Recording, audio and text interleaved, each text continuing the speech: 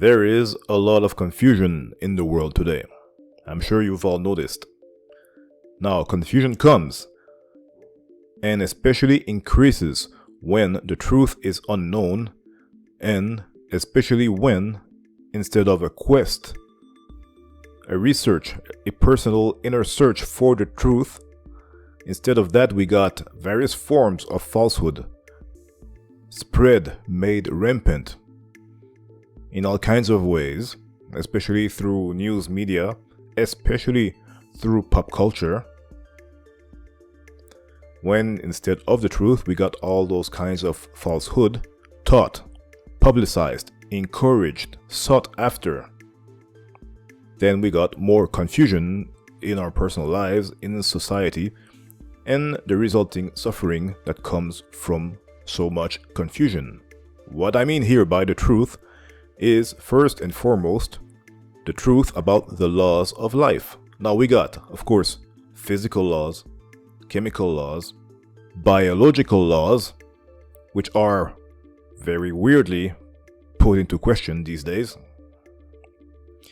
But we also have psychical laws, meaning laws relating to the psyche, how the psyche works. And of paramount importance, we have spiritual laws. And of those, we don't know that much about, unfortunately. But they are of paramount importance. Now, the laws of life, all of them, and so spiritual laws as well, are fundamental and permanent. Those laws will never change. And they are impersonal in nature. However, what we got today, what is made of paramount importance in society, is personal feelings, personal opinions, personal sense of identity, right? People identify as this and that. Stuff like race, sexual orientation, this school of thought, that school of thought, this political party, that political party, this nation, that nation, and whatever else. You know, these things, they're all circumstantial, they're all impermanent, they're all relative. They got nothing to do with the truth.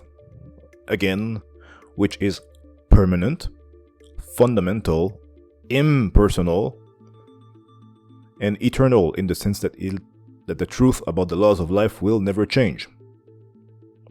Now,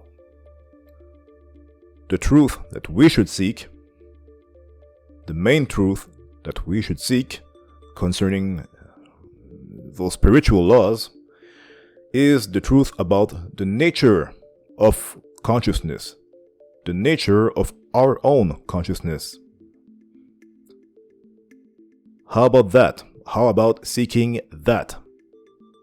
How about seeking that inner realization about the nature of our own consciousness, otherwise called the soul?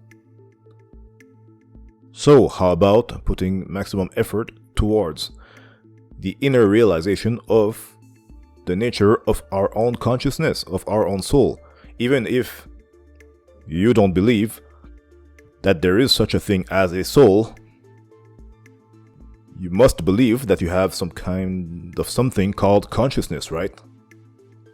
So what is the nature of our own consciousness, and what are its laws, which are again fundamental and impersonal? The inner realization of what the nature of consciousness is within, this realization will do a lot to clarify and to dissipate the rampant confusion there is in the world today, because this is a truth, or an aspect, very important aspect of the truth about what we are, the nature of our own consciousness. So how about identification with that?